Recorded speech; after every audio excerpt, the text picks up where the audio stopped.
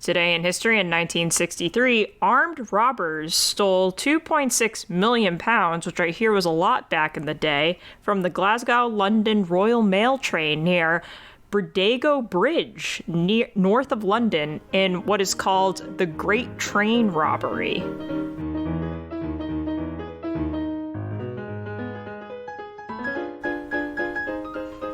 Welcome to What the Fuck History, where we discuss the wackiest and weirdest things that make us say, well, what the fuck history.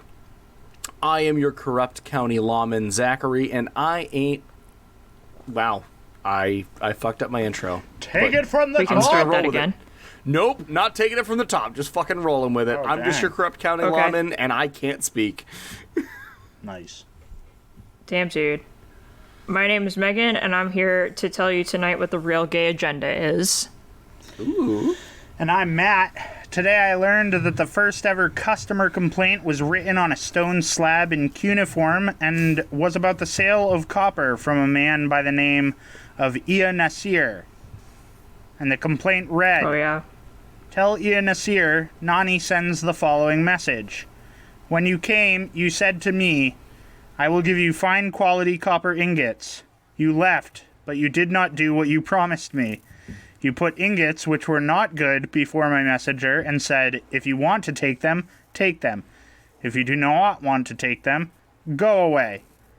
What do you take me for, that you would treat me with such contempt? How have you treated me for that copper? You have withheld my money bag from me in enemy territory. It is now up to you to restore it to me in full. Take notice that I will not accept any copper from you that is not of fine quality. I shall select and take the ingots individually in my yard, and I shall exercise against you my right of rejection because you have treated me with contempt. This Bro, that sounds ain't like a review, Amazon that's a product fucking review. novel. That's a 1-star Yelp review of Ia Nasir's That is an Amazon. That is every Amazon of Ia review. Nasir's copper. The only reason that I was tempted to look that up is because I saw. Have you guys seen The Good Place? Yes. I've seen episode 1. Okay. So there's a scene in a later season where Chidi is talking to Michael, I think is Ted Danson's character. And he's talking about how he saw, time folded in on itself. And the character says, yeah, the time knife, we've all seen it. But We've all seen it. But the meme that I saw was I saw a ton of copper ingots and there were impurities in all of them. And then the Michael character responds with, yeah, Ia Nasir's copper. We've all seen it. And I was like, we've all seen it. I was like, what is this from? And I kept seeing references to if you're trying to buy copper, don't go to Ia Nasir. And I was just like, okay. I want to look up what this guy is all about. And this is where I found the oldest ever customer complaint. Fuck yeah. And I did need to read it in full because I think it's important to note that this guy swindled someone. No, it's good. Way back when. I do really appreciate the heroes among us who do take the time to go onto Amazon or Yelp and write either honest reviews, good or bad. Yeah. But I have decision paralysis and I can read 500 positive reviews and then the one negative review I'll be like, that's the one. I'm gonna get that one. I'm exactly the same way. Where I'll read so many reviews that are so positive, and then I see the one negative, and I'm like, maybe I shouldn't. But it's because that one negative one is so out of pocket. They're just, and it's never normal. It's never just I got it, and I just really wasn't satisfied with what I needed it to do. It's always just I ordered a travel pillow, and every time I put my face on it, I started breaking out. And I was like, why am I breaking out? And so I took the machine washable cover off of it, and I realized that the foam inside was riddled with mold, and now I'm poisoned for life. And you're like, oh my God, maybe... That's a once-in-a-lifetime review, but I don't want it to happen to me. But what if? So I know, I'm like, what if? Here's the thing. Yes. I hear what you're saying.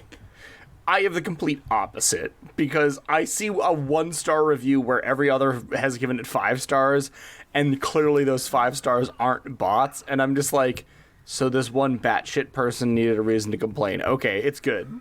Yeah. Like, No, you're a unicorn among us. I also don't buy many things, so Yeah, because you get it. You make real people money, but you can't spend like real people. Yeah. yeah, that's how the world works. We're That's not how allowed to economy spend works. like real people. The way the way That's how the economy world works is you make money, and then you Make hoard money. it, and then you die. Never spend it, and then you die. Yeah, but if you think like the pharaohs of old, you can take it with you to the afterlife. See, here's the thing. That's If- true. If I have a significant amount of wealth Uh-huh. at the end of my life, Uh-huh. and I still have my faculties, Uh-huh. I'm gonna buy gold, Uh-huh. and I'm gonna bury it, and I'm gonna invite anyone who could possibly be in my will on a treasure hunt. Yes. And if they find it, they can keep it. If Oh. they can't, I'm dead. Why do I give a shit? That's fair. That's so jujitsu. nice. People love it. They love events. I was gonna say Yeah. something, but I They can't love it. remember what I was going to say. Probably the order. It was probably Yeah. the order. Oh yeah, the order. Oh no, I was gonna say this. Audience, if you're looking for a real good laugh, go onto Amazon and look up the 1-star reviews for Haribo sugar-free gummy bears. Anyways, we have set our strikes to 0, and we've played a game of rock, paper, scissors. And the order for tonight is Meghan, and then it's me, and then Zach is the caboose. The caboose. The caboose. All right. So I'll get into Like it. whenever you're ready. But first you have to tell us the name of Okay. your story. That's true. So I did hem and haw about it, and I decided that the name of my story is going to be "What Conservatives Think the Gay Agenda Really Is." That is a Okay. long So title, but we've so far done some pretty long stuff this episode, so yeah, I'm about to crack it Yeah. open for you. You know, I'm like, tell us about the conservatives' Nancy- thoughts on the gay agenda. yeah, I'm gonna be Nancy Drew about their thoughts. Okay. So I'm gonna start the story now. So I started with to be forced into nunhood, which is an interesting way to start a story. I think is. I think being forced into nunhood is like a threat or a blessing for like some women, because like once you were behind cloister walls, guess who wasn't there? God? Sorry. Well, I mean, maybe God might have been there, but like more on the material plane. The people who weren't there were like men, yeah. yeah. like dads or brothers or uncles, and like the threat of men disappointing you with their lack of sexual prowess and emotional maturity. All of those things disappeared in cloisters. They just like weren't available. However, for Antonio de Arauzo, being a nun wasn't what he really wanted. Because Antonio was born, he was born Catalina in 1585. Okay. Or 92. And they lived in the Basque region of Spain. His father was a military commander, and from a very young age, they trained with his brothers in the art of the blade. Excellent. So that's what a nice father-son bonding experience. However, around the age of 4, Antonio was taken with his sisters to the convent of San Sebastian el Antiguo, where his mother's cousin was the prioress. So it was like had an inroad into the nunnery.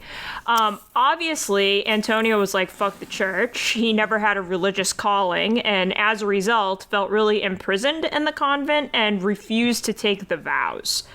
Good for him. He was, I know, good for him.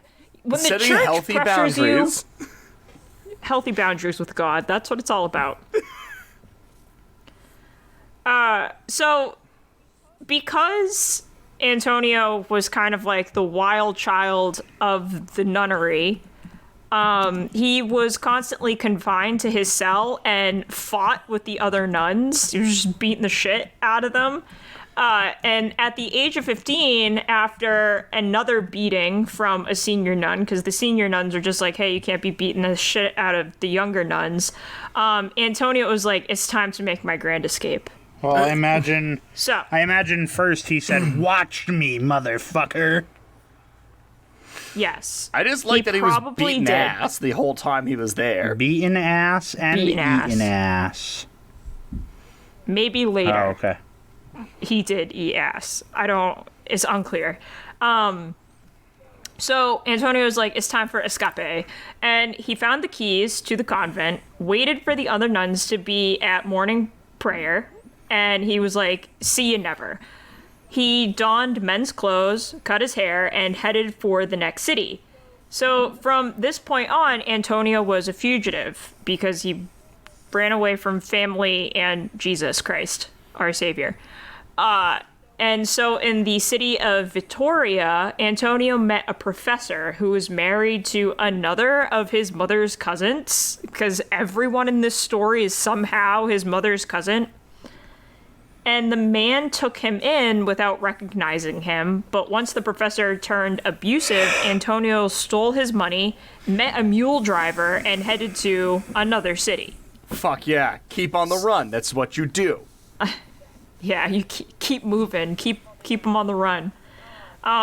So then Antonio assumed another name, Francisco de Loyola, and entered the court of Philip III of Spain. Okay. He served... I know, it was like, how'd you do that? So he served for 7 months as a page of the king's secretary, and everything was going great until the Fire Nation, or his father, showed up. Okay. Looking for his kid, who had escaped from the convent. And Antonio was like, well, now the water is like getting kind of hot here, so he decided to head off to another city. Again, keep moving. However, his luck took a downturn here because he couldn't find a place to stay, and he also ended up getting into a fight with some boys. He injured one and then spent a month in jail. So he keeps getting into fights. Okay. Upon This boy getting can't out, stop fighting. Right? He studied the blade. What can I say? Fair enough, I guess. So upon getting out, he left and obviously went to another city where he found work as another page for another lord. And then he left that again and headed back to his hometown where he lived as a man unrecognized by his family, which is crazy. Then he headed onto the sea, onto a galleon owned by his mother's cousin again, and went to the Indies. And during this time, he used many different men's names and dried his breasts with a secret ointment. I don't know what that means. I don't know what that means either, but I'm so curious. I tried to figure out what that meant, but it's unclear. I feel like I do a lot of stories where this is the second story where someone's boobs are wild. I love wild boobs, though. Like, Love wild boobs. You guys ever seen boobs out in the wild? Every just day. Like walked around I mean, and seen just a free titty? Just... The way no, God I haven't intended? seen a free titty. No, I've never seen a free-range titty. I mean, I guess I've seen free-range titties before. In the wild. Have you? In the wild? Out in the world. Yeah. Like, I've been outside and there have been boobs before. There have been boobs in the outdoors? No. Like unsheathed, right? Is that what you're referring to? I'm referring to freed titties. The way God intended. I've never seen a free titty. I have not either. Zach, Okay. where have you gone that you've seen free titties? I think I'm just confused by the... Zach, I'm talking about, like, out in the world where boobs exist. Yes. Have you seen a boobs without a shirt or bra? Yeah. In public. Yeah. Oh, okay. Where? You've never been to like a show before? I've been to where shows. people I've get- not seen titties at shows. Well, then you're going to the wrong kind of shows. I mean, yes, inherently yes, Damn. but also Inherently, I yes. just went to Next a Ren fair. question. They had a kilt and corset contest. No titties popped out, but like, they it were coulda close. happened. Could have happened, yeah. They Yep. were still Oh. hiked up to the goddamn rafters. I'm just saying, I haven't seen any titties out in the wild Yeah, exposed. that's fair. okay. Well, Antonio didn't want his titties exposed either, which is why the secret ointment Yes. came Secret into ointment play. that dries them up. Yeah, apparently. I don't... It's just a weird secret ointment. So after the titties were gone, Antonio landed in Venezuela, where he had an encounter with a Dutch pirate fleet, which he defeated. Yes. He then Fuck yeah. shot and killed... I know, he defeated a whole fleet. And then he shot and killed his uncle, stole 500 pesos, and set out on his own, telling the other sailors that his uncle had sent him on an errand. He's I like... fucking love that. He's like, don't ask where he is. He Don't definitely worry told about me it. to He come just here. told me to go get some milk. Yeah, I will definitely be back. So then he went to Panama, Peru, and then Ecuador, where a strong wind sank his ship, and he had to swim to save himself while the rest of the crew died, because he was like, fuck them. Yeah, fuck the crew. Then fuck the crew. The dumb bitches who didn't know that I killed my uncle. Then he got into another fight with a young man who threatened him at a comedy theater. And Antonio was like, get out of my face or I'll take yours. And the guy was like, excuse me, you'll take my face? And then he proceeded to cut this man's face off. And then he got taken to jail again. Well, yeah. Yeah, he cut a man's face off. That happens when you cut off a face. Yeah. Yeah, he cut that man's face off, and he got taken to jail. As you can imagine, his troubles were not over even when he got out of jail, because that guy who had the ruined face came to challenge him again, and this time he had amigos. I need to know to what extent his face was cut off. I Was don't- like a I chunk think of he it cut off? I think he carved like a chunk of his face off. Okay. I see. So he's just like missing a cheek or two. So it wasn't like he flayed the man's face. Well, who can say at this point Well, if the about man what Antonio survived is to- capable of? Fight again another day. I would assume that Well, he the had amigos. entirety of his face was not removed. No, I don't think the entirety of his face is removed, but like I think some of his face was removed. Yeah, so like Okay. a chunk. just a chunk. Yeah, so a Just chunk, like a chunk of of his face. face. Yeah. And he was like, I can't believe you took my face. Me and my friends are very upset about that. And so Antonio was like, yeah, what are you going to do? And so they got into a fight, and Antonio killed one of them, and it was sent to jail again. Yeah. Yeah, I have he gets to- sent to I have jail to a say- lot. For all the reasons that this man is being sent to jail, they all make sense. Yeah, Yeah. no, absolutely. You cut off a man's face, you go to jail. You kill a man, you go to jail. What I don't understand is how he keeps getting out. Getting out of jail? I think He's got a lot of Monopoly Murder? cards. I think murder was less of a crime back in the 1500s. That's fair. I don't know. It's still murder. No, it makes sense. It tracks. Yeah, but like it happens. Because duels were like a thing back then, so. Yeah, I mean, listen, what I think nowadays with medicine, right? Murder doesn't just happen. a lot. But I Okay. think, like, you cut someone with a sword, because we all have swords back in the 1500s. Murder just kind of happens sometimes. By Okay, you know what? accident. You know what? Fair enough. Like there's a lot of incidental manslaughter. Yeah, like, it's not my fault that, like, we play with big knives. Yeah, absolutely. I get that. I don't have the option to play with a big knife right now. Like, because swords are not there's no sword store on my street. That's lame. But back in the day, there might have been. Yes. Yes. So Antonio kills another person, sent to jail again. But his friend, because he has friends, bailed him out and then sent him off to Lima with a letter of recommendation. What this letter could have said, I don't know. But they had to do a lot of lying, being like, this man definitely hasn't killed a man.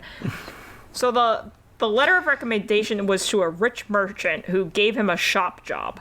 But Antonio, as we are coming to find out, was a wanderer or a fondler. And some accounts say that he left this job because he was discovered fondling a woman, the sister of the shop owner, no less, and was dismissed. I So things are getting... can't decide getting whether a- I like this guy or not. I hate know. him so much. It just so then... he's just an asshole. So Zach has It's- done a long-running series of gentleman crimesmen, and this particular man is not a gentleman no of crimes. No. Definitely. A lot of crimes, not really not a gentleman. gentlemanly about it. Yeah. So then, after he was done fondling the sister of the shop owner, he was dismissed. He then went to Chile and enlisted as a soldier or a conquistador. And his exploits as a conquistador including killing a lot of natives. And that got him promoted to a lieutenant. However, not long after being promoted, he entered into his villain era, I guess. He wasn't there Or maybe- already? No, not yet. No, because then he was mad. He was mad that he wasn't being further promoted in the army. And so he just started killing people he met on the road and causing property damage, and he just started assassinating people. So And- he okay. And then the army was just like, hey, you gotta stop doing that. Could you not? We're gonna have to let you go. And Antonio was mad about that. I don't so then think that he- you need to keep telling us Antonio got mad about things, because I think you can just assume that he's angry. Yeah. When somebody Yeah. tells him no, he's angry. When somebody doesn't tells like him it. yes, he's angry. That's his problem, or that's his secret. He's always angry. He's angry. So he got really angry, and then he didn't have the army, like, with a leash on him anymore. And so, he met his brother again, and he killed him in a duel, and he went back to jail for that. And then when he got released, he got released again, and he started mass killing Indians and smuggling and dueling more. And then in 1623, he was arrested again because of another dispute to avoid execution. And he confessed that he was a woman. So I guess that came in handy. So he was just like, I haven't been a man this whole time. I've been a lady.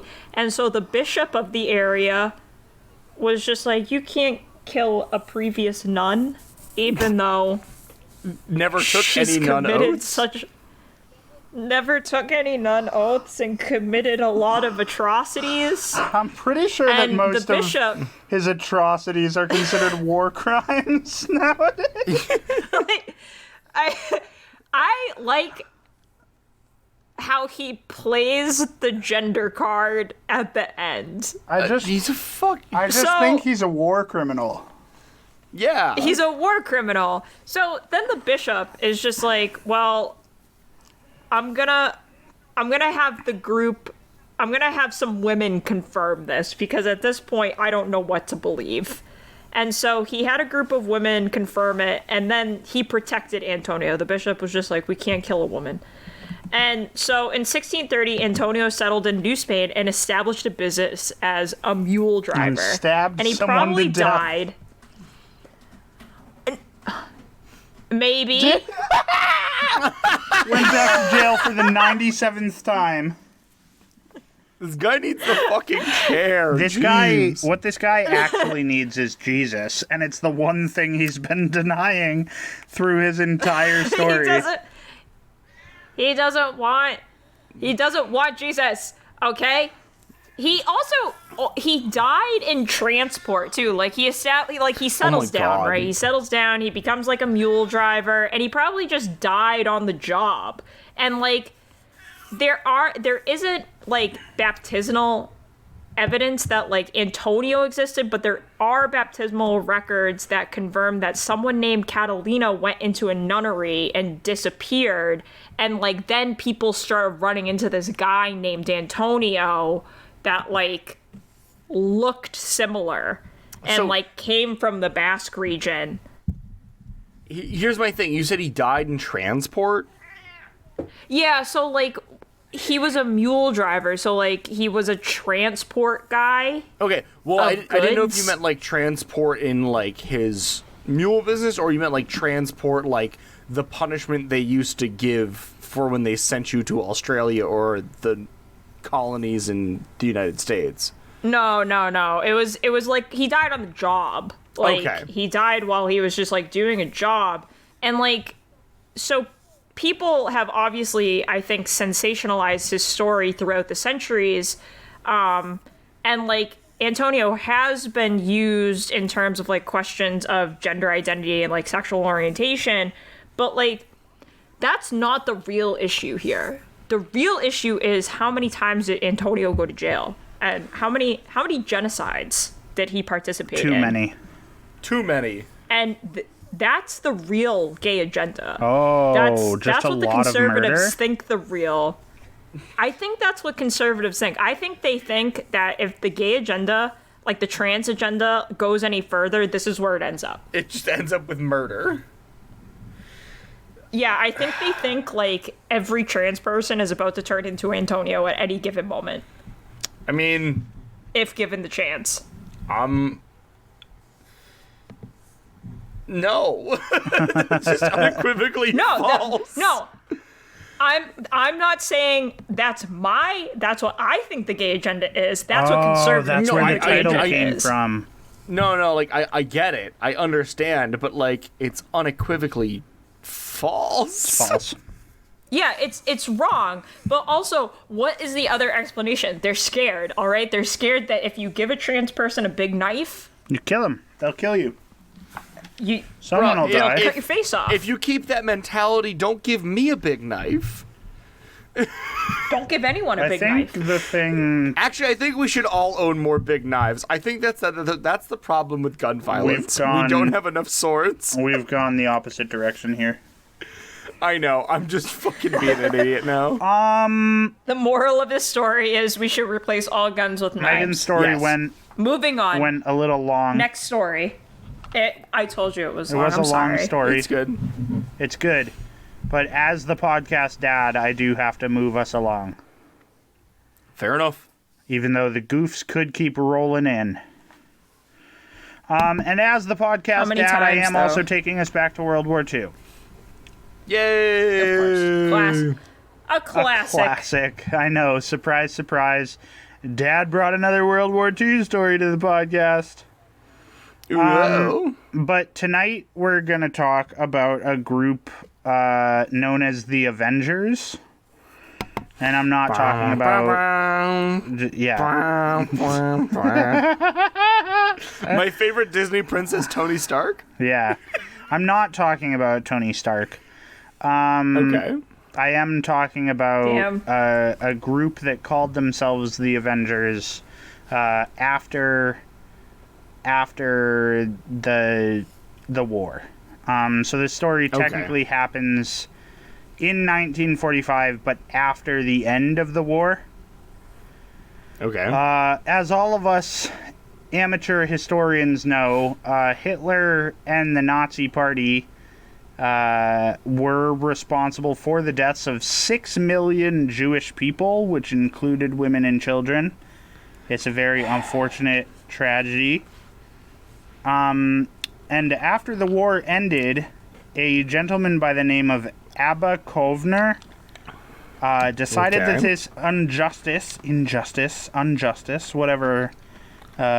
This injustice. Huh? This injustice must end. Yeah. But he decided that it should not go unpunished, the Holocaust. Yeah. So he decided to assemble a team of 50 Jewish men who were in their 20s. And the aim of this group, the Avengers, was to enact what Kovner referred to as proportional revenge. Hey, Matt? Yes, sir. Are you about to tell me about real-life Inglorious Bastards? Because if so, I am rock hard.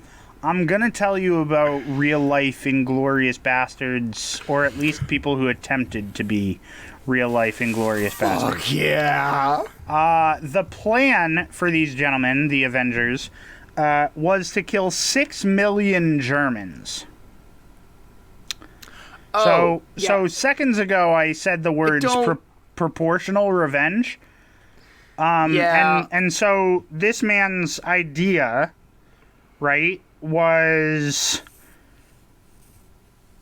they killed 6 million Jewish people. We're going to kill 6 million German people. Look, I agree with you, Zach. I'm right there with you. Yeah, okay. Because, much like Hitler, this gentleman also did not care whether they were women or children. He was just like, we need to kill... We're all about the numbers, We need baby. to kill 6 million Germans to make it equal. I know we are operating looking directly at the saying of, like, an eye for an eye makes the whole world blind. But for this gentleman, he saw no way forward except to let the Germans know that after Auschwitz, and this is a quote directly from him, after Auschwitz, there can be no return to normality. I think that's true. I mean, I agree. And in many cases, unless you live in the South in America, most people are brought up to learn that the Holocaust happened and that it sucked. Like, I don't want our audience to think that I'm making light of a bad situation. It was a terrible time for an entire, cast of people. And that terrible time has not ended. People are still super racist to Jewish people, which is gross. Yes, Yeah. But yes, Zach, I'm right there with you. I don't necessarily agree that the response... I don't think one genocide solves another. Yeah. So when I first read this story, I was like, this guy sounds kind of cool. And then when I was doing deep dives of, like, what his actual plan was, I was like, maybe he's just as crazy as Hitler. But I also understand where he was coming from, right? Like, this whole group of people had just been slaughtered in a genocide, and he was angry. And I can see how, speaking from a position of anger, he would be like, the only response is to kill 6 million German people indiscriminately. But Kovner believed that the current methods of justice at the time were not enough to handle something as profoundly devastating as the Holocaust was. Like, there was no way for the, them to settle the scale of 6 million deaths on, like, anyone's They just thought there was no way, and so this was their kind of idea of how to balance the scale. But the movement set up 2 plans, and both of the plans involved poison. Okay. So, like I was saying, and like Zach has said, the idea of killing Nazis is a great one. Killing Nazis has always been a noble practice. If you find I'm not going to say that. Legally, I can't tell you to kill Nazis if you find them, but definitely punch them in the face. Yeah. However, as I said, doing the deep dive and finding out that he was willing to kill 6 million Germans, just in general, was a bit of a stretch for me. I was like, ooh, this is giving me the ick.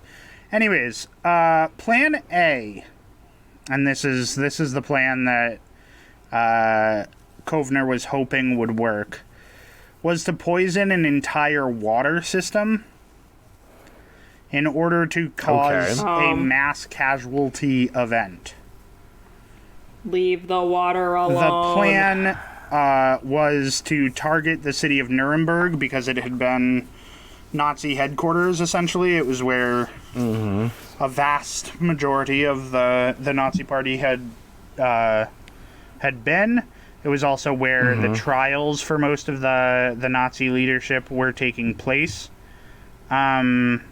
But Kovner decided that it would send the strongest message to attack there. And the way the plan would work is that they would install members of these cells of the Avengers to have them like working at the municipal water stations, and then they would find the places where they could target to do the most damage, and then they would put poison in the water, and they would kind of just fade away and let the devastation happen. And most of that ended up working. They did manage to get someone to work at the water plants. They did manage to find the areas where the dispersal of poison would cause the most damage. They had someone who had the ability to turn on and turn off the water, all this other stuff. Where this plan ended up failing was Kovner himself was not able to find or procure any poison.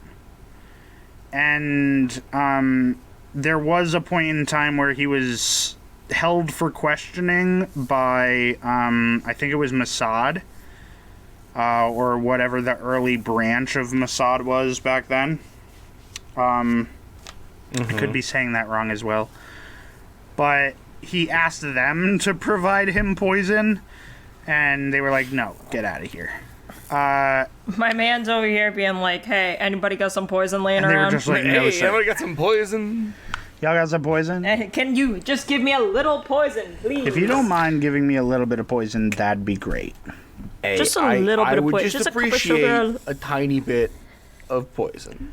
The poison... A cup, if you the will, poison if for you could Nazis. spare it. Nazis poison. Nazi But poison. again, the poison was not for Nazis, and so it was fated to fail. So he decided to scrap this plan and move on to Plan B. And Plan B, again, involved using poison, but this time it involved them recruiting a chemist to make the poison for them.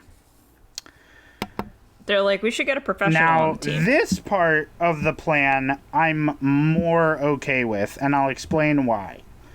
This plan, Plan B, was specifically targeting SS internment camps. So again, for the amateur historians that are in our audience, the SS were like the top of brass of the Nazi Party. They were also dickheads. Yes. They were also actually Nazis. You know, so killing 6 million German Yes. people, probably a bad idea. Doesn't need to happen. killing SS agents, I'm a little bit more okay with because they actively took part in killing Jewish people, gay people, all the people that died during the Holocaust. So anyways, Yes. plan B is for them to target SS internment camps. And the research that they did on these camps was they found that there was the one camp that they were talking about, I think, was called the Langwasser camp. And they realized that the food that was being delivered to this camp was cooked in one specific bakery. And then they had another target, which was closer to Dachau. And that also used one specific bakery for the internment camp that they had SS agents at down there, the internment camp down there. So the plan was to get people working in these bakeries and then to poison the baked goods that were being sent to the internment camps. And it's important to note that this plan worked. However, it did not work the way they wanted it to. Okay. So essentially, the plan was to kill German people. They did not kill anyone. They just made people sick. Okay. Yep. Which I'm more mad about. I'd be mad if someone meant to kill me and gave me a bad tummy ache instead. Yeah. So, the people who got installed into this bakery ended up... They were trying to poison, I think, upwards of 10,000 loaves of bread that were being shipped. And they only had enough time to poison, like, 3,000 of them. Okay. And after they poisoned the loaves of bread, they fled to Czechoslovakia. And so they just poisoned the loaves that they could, and they got them shipped, and, just ran, because why would you stick around? I guess. So on the 23rd of April in 1946, 2,283 German prisoners fell ill from poisoning, and of that number, 207 were hospitalized because of the illness. But they did not cause any deaths by doing this. All right, they're a little incompetent. So Yeah. So a little bit. lot of people have questioned why this might have happened, like why it might have failed.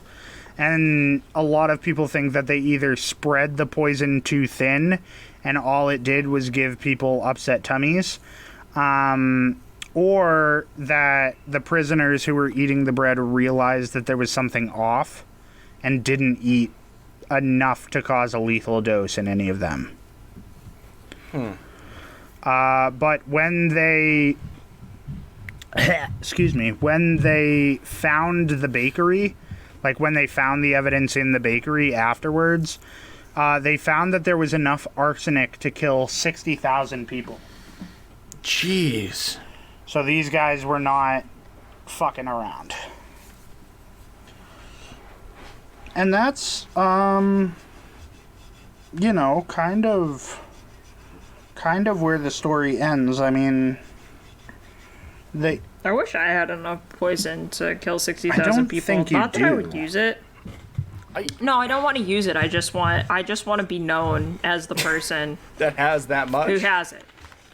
Yeah, because can you imagine, like, going into work and your boss is just like, hey, I have something to talk to you about. It's just like, Do keep you? in mind. Keep in mind, in my back pocket, Just I have... keep in mind what's in my garage.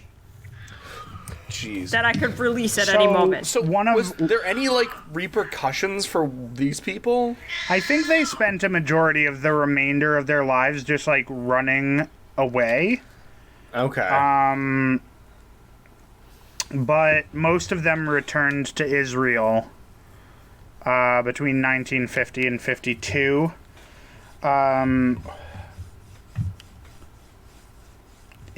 Okay. The research that I had, sorry, I had a whole mental fucking break just now. The research that I did, most of the people said that they wouldn't have been able to live with themselves if they had not tried to get some sort of revenge against the Germans. Yeah. There are other people who have been interviewed for books and things like that that said it's sort of just like an echoed sentiment that they had a right to revenge, that they because of the atrocity that was done to them, they had a right to retaliate. Okay. So, like, again, I agree with you. Your quietness has existed throughout this episode. I agree. Killing 6 million Germans is not the way to go, which is why Plan B was, it made more sense to me. If they had just put all their weight behind Plan B, I think it would have been... I would have been rooting for them a little bit more. Yeah, it would have been a little bit better. But no, I think it's like not quite hard Inglorious to Bastards. be supportive. A little bit less. Yeah, I think it's just like hard to be supportive of like tit for tat, right? Especially when like, the number is 6 million. Yeah, like, number one, it's unrealistic. Right. Like, number two, it doesn't really solve anything. Right. Yeah. And number three, it just kind of sounds like they never really had an amazing grasp on this plan. Right. Yeah. Like, if you're messing up how much poison you actually need to get into this water supply where you just end up giving people, like, a day of a bad tum. Yeah. Like, I don't know, man. Maybe you should have just, like, come up with a different... Maybe you should have, like, actually spent your time, like, helping people, like, get out of the concentration camps or something. The war was over. So there were no, like, concentration camps for them to dismantle. They weren't, like... It's not like they were trying to save other Jews. This was specifically revenge. They weren't trying to get... Like, the internment camps were for SS officers. They wouldn't have been trying to rescue them. They were just trying to kill the prisoners. But I also think, like... I'm also wondering, because you'd have to know that you have enough arsenic to kill people. Like... Yeah. If you're not trying to half-ass that, you should have killed people. You know what I mean? You should have It almost killed makes me think that, like, maybe they fucked the plan up on purpose because they realized, like, there shouldn't have been a life-taking for a life-taking. Again, I don't want to, like, I'm not going to speak for what these men were feeling, but I also think, like, if your goal was to kill people... Just hijack a car and, like, blow up the camps. Like, just drive through and run people over. Like, if that's your plan and you're, like... If you're trying to make that work, just do that. But I think there's probably an element of, like... We had to scale this back because time was running out, and then we also decided to just not kill people. Yeah. It's hard to figure out exactly what happened in the end there, but... Yeah. But, anyway, I mean, the sentiment throughout was just like, we deserve to get some justice. Yeah. So. And that I get. I just don't know if that was the right way to go about it. It wasn't. It really wasn't. It wasn't. Well, speaking of a fucked up sense of justice, I am going to do my story. How's that sound? That sounds great. Tonight, I am going to bring up a man who cannot by any means be called a gentleman, but is most certainly heinous, like Meghan's story before. Mine was truly heinous. Yes, this man that I'm about to speak about is also truly heinous. Tonight, I speak of Hyman. Yes, laugh about it now, because I'll never say his first name again. Why? It's so good. Hyman G. Neal, or else he was better known as Hoodoo Brown. Yes. Hoodoo Brown came from an upstanding Southern family in Missouri. His father moved to Missouri from Virginia, where he was practicing law. You see, Hoodoo's daddy was ready to go and join the Confederacy when the Civil War started, but decided that he couldn't go against his oath to support the Constitution as a lawyer, and so he joined the Union like a good upstanding citizen.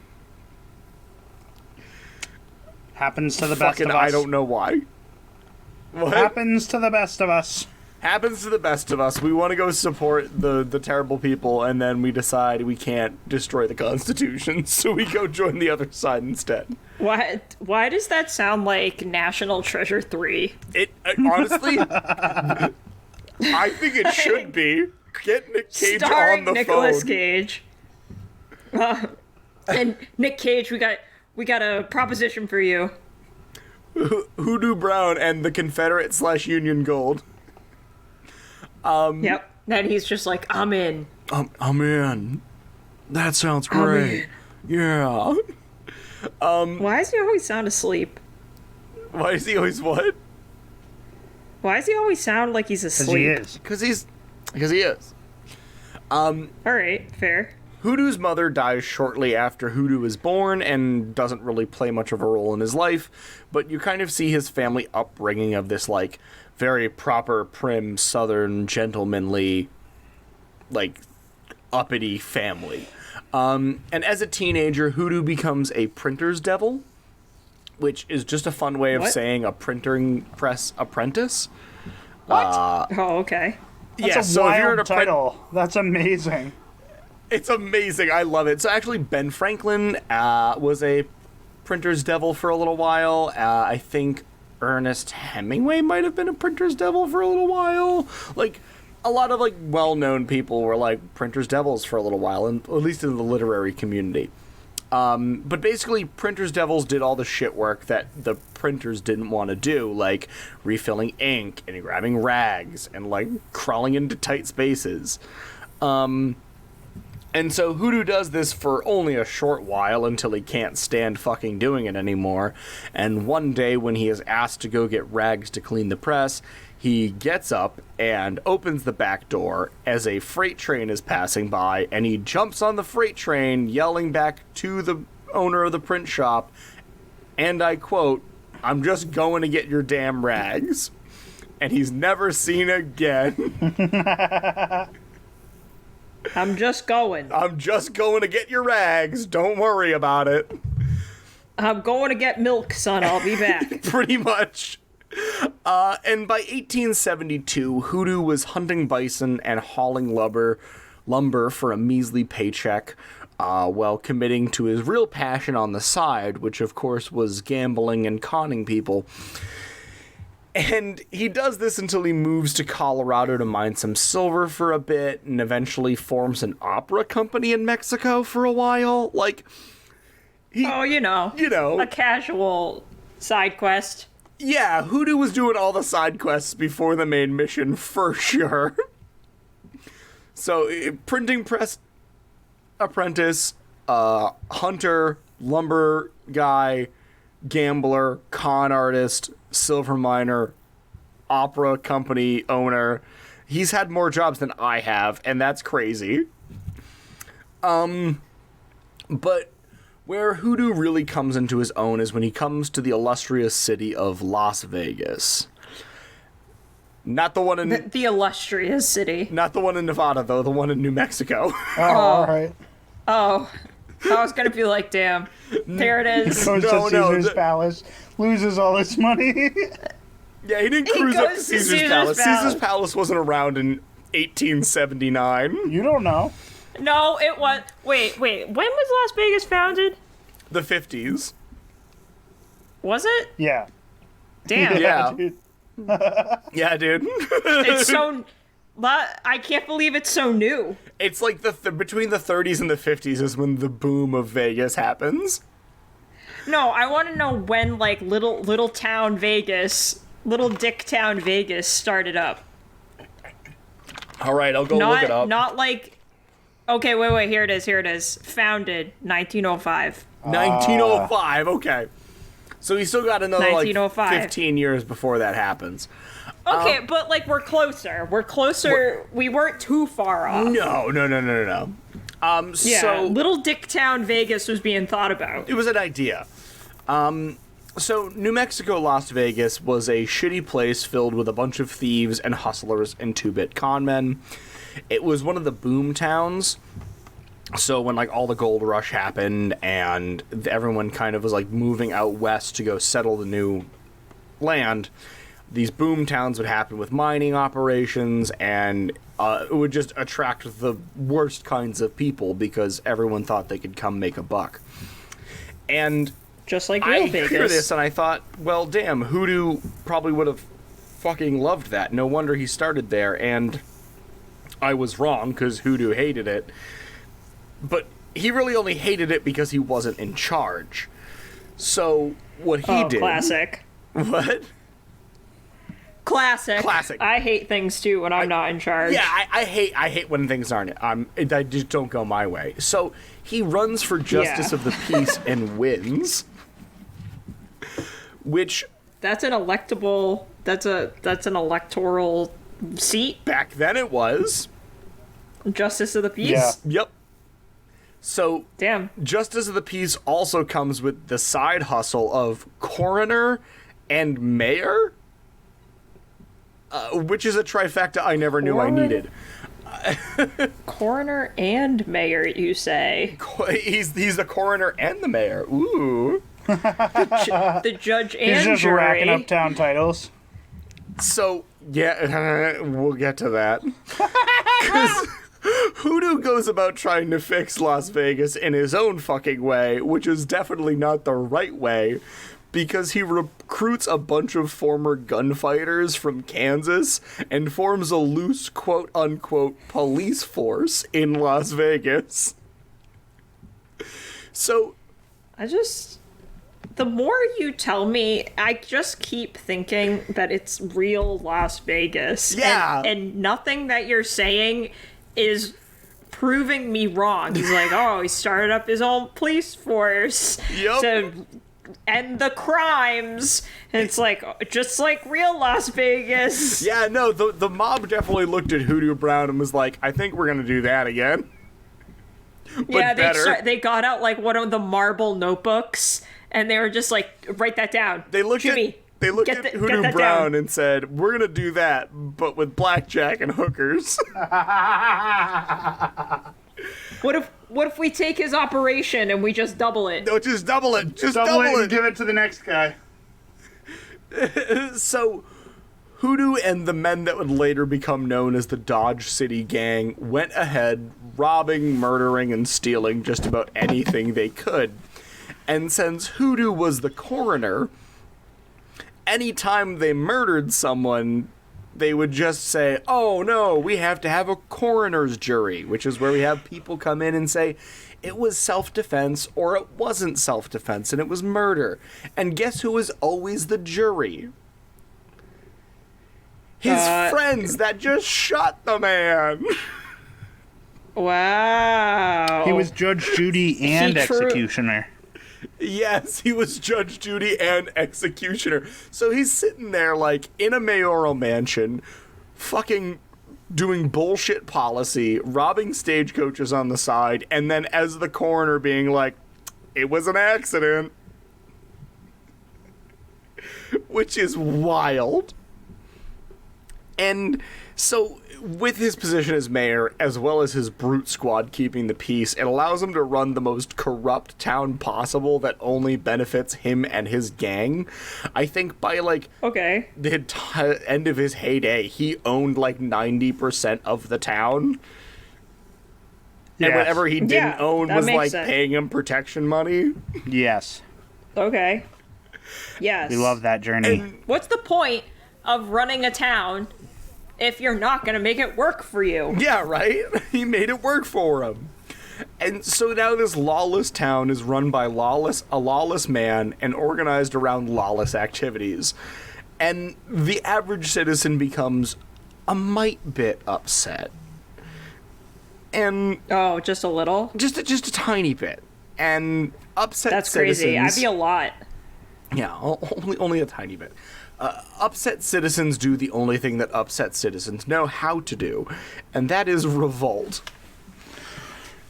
They are revolting. In the summer of... Yeah, they are revolting. In the summer of 1880, a group of vigilante citizens drag Hoodoo out of his mayoral mansion and kick him out of the entire state of New Mexico.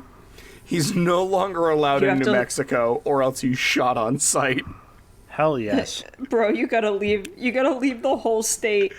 And he eventually makes his way down to Texas and further down to Mexico, and that's kind of where he drops off. Because no one actually knows how Does he Hoodoo jump Brown on another died. train? He jumped on another train down to Mexico. No one knows how Hoodoo Brown died. All we know is that at some point he had a common law wife and he fathered a son that eventually moves up to Virginia with Hoodoo's brothers and family and like gets an actual education. But a woman by the name of Elizabeth Brown, that may have been that common law wife, although it is never confirmed, claimed that Hoodoo Brown was shot dead in a gambling dispute, which makes a lot of sense for how Hoodoo lived his life.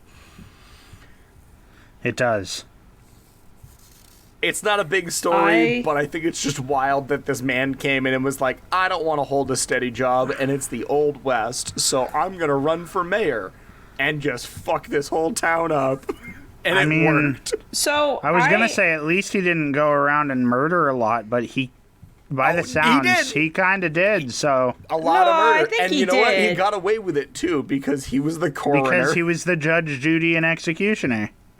Exactly. So I say this to my mom a lot, and I get really mad that like older people could just kind of do whatever they wanted and they benefited from it, and because they did that stuff, we then made laws so no one else could do that stuff. And I can't go out west and found my own town and make it work for me because this guy did it, and then we made laws saying, hey. Fucking ruined it for the rest of us. Well, like, so, it obviously, like, that's an extreme example, but, like, it's kind of with a lot of stuff that happened with the whole Manifest Destiny, like, villain arc that the United States had. Like, you go out west, and, like, there kind of is, like, this unfettered amount of freedom that you had where you could just be like, I want 5 million acres for $2, and the American government's like, yeah, sounds good. And then, like, you just make a shit ton of money.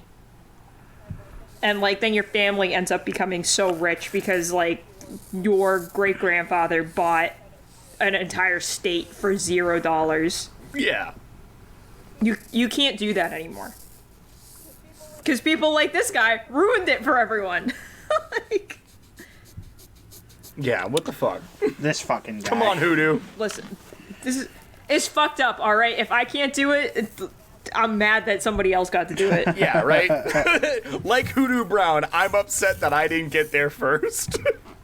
I'm upset that I didn't get there first. Alright, wait, so now I gotta bust my balls? Like, working an hourly job? That's garbage. Fuck no. Bullshit. Well, no, fuck yes, I'm doing it. Like, God, old people ruin everything. That's what we're gonna end on tonight. Old people ruin everything. And here Old comes people ruin Ronald everything. Reagan. Burner Brew! And with that note, hey everyone, thanks for listening in to our fun little soiree into the wacky world of history that we do every other week here on What the Fuck History. I don't know why I'm getting all weird and official with it, but fuck it, why not? I'm tired. It's been a day.